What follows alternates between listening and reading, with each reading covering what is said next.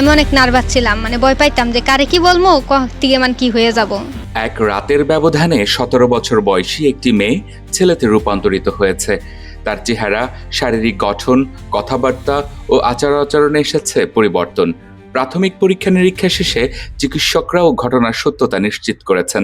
এদিকে তাকে এক নজর দেখতে ও কথা বলতে লোকজন ভিড় করেছেন বাড়িতে।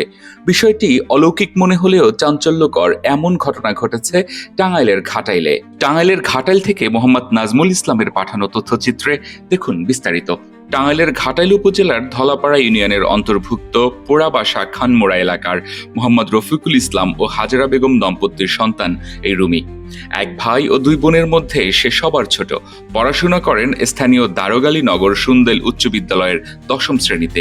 অন্তত 1 বছর আগে তার এই শারীরিক পরিবর্তন ঘটলেও সম্প্রতি বিষয়টি এলাকায় জানাজানি হয়েছে। বর্তমানে পূর্ণাঙ্গ ছেলেতে রূপান্তরিত হওয়ায় তার নাম রাখা হয়েছে রাফি আহমেদ নিলয়। এমন অলৌকিক ঘটনায় পরিবার প্রথমে বিব্রত হলেও বর্তমানে তারা খুশি। সমাজ রাফিকে ছেলে হিসাবে স্বীকৃতি দিয়েছে এবং সকলের কাছে এটি এখন স্বাভাবিক। বিষয়টা সত্য, এটার মেডিকেল রিপোর্ট আছে। 1 বছর ধরে উনি পুরুষ হয়েছে। তা উনির বাবার পেশা হইল কৃষি কাজ করা, কিন্তু সয় সম্পত্তি বলতে কিছু তার নাইকা। এখন ছেলে হয়েছে, এটা সত্যি। আসলে ছেলে হচ্ছে আমাদের এলাকায় প্রবীণ এক মুরব্বী আছে, ওনার মুখ থেকে শুনছি। ওনার বাড়িতে গিয়ে ওনার কাছে বলছে এবং ওনাকে দেখাচ্ছে। উনি দাদা সম্পর্কে হয়, দাদার কাছে গিয়ে বলছে যে দাদা দেখেন, ঘরে আসেন। ঘরে ডাইকে নিয়ে আসলে সত্যিকার যেটা দেখাইছে, দেখানোর পরে আর এরপরেও মেডিকেল সার্টিফিকেট উঠে আনছে। উনি আসলেই ছেলে। এখন সর্বক্ষণ ছেলেদের সঙ্গে ওঠা বসা করে, ছেলেদের সঙ্গেই থাকে। আর শরীরের যে অঙ্গ প্রত্যঙ্গগুলা, ওর ফেসটা পরিবর্তন হচ্ছে এখন আস্তে আস্তে। আচ্ছা, যে ঘটনাটা ঘটছে আমার এলাকায়, এটা সত্যই, এটা সত্য। অনেক মাসে চেক করছে, আর ডাক্তারের সার্টিফিকেট এটাও আছে এর লগে। রুমি ওরফে রাফির বাবা রফিকুল ইসলাম বলেন, মেয়ে বড় হওয়ায় বিয়ের চেষ্টা করলেও সে কিছুতেই রাজি হচ্ছিল না। পরে ওর নানার কাছ থেকে ঘটনা জানতে পারি। 17 বছর যাবে তো এনু মেয়ে আসিল। কি নাম ছিল? রুমে নাম ছিল। এখন হঠাৎ করে মনে করেন হ্যার মানে অনেক বিয়া শাদি আইতো, ওই বিয়ে রাজি হইতো না।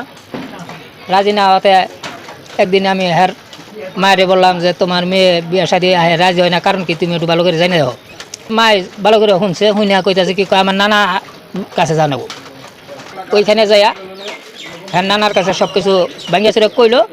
হ্যাঁ নানার কাছে ভাঙ্গিয়া চুরে কওয়ার পরে কয় আমি তোমার মুখের কথায় মানবো না। তাহলে কী করার নাকবো? কয় তুমি আমার নাকি ঘরে নাও। পরে হাসাই করে ঘরে গেল। ঘরে যাওয়ার পরে ওরে কাপড় চোপড় কইলা সব কিছু তুলঙ্গ বসে ওরে আর কি দেখলো।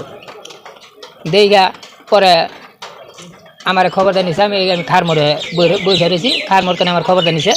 কারণ আমি তোর বাপ, আমি তোর দেখা হারি না।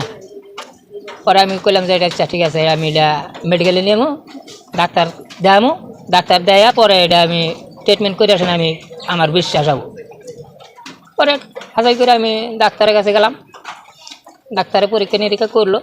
ডাক্তারও বলে দিল যে হ্যাঁ পোলা মানুষই, হ্যাঁ বাস্তবে পোলা মানুষই, কোনো হিট যাও না, প্রতিবন্ধীও না, হ্যাঁ বাস্তবে পোলা মানুষ।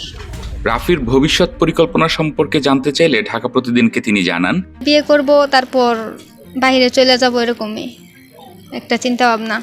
তার জন্য আপনাদের মানে সাহায্যর খুবই মানে প্রয়োজন। মেয়ে থেকে ছেলেতে রূপান্তর হওয়া রাফি বাঁচতে চায় সমাজে অন্যান্য কিশোরদের মতো স্বাভাবিকভাবেই। দরিদ্র রাফির পরিবারের আশা, সমাজের বিত্তবানদের সহযোগিতার হাত এগিয়ে আসলে রাফির চলার পথ আরও সুগম হতে পারে।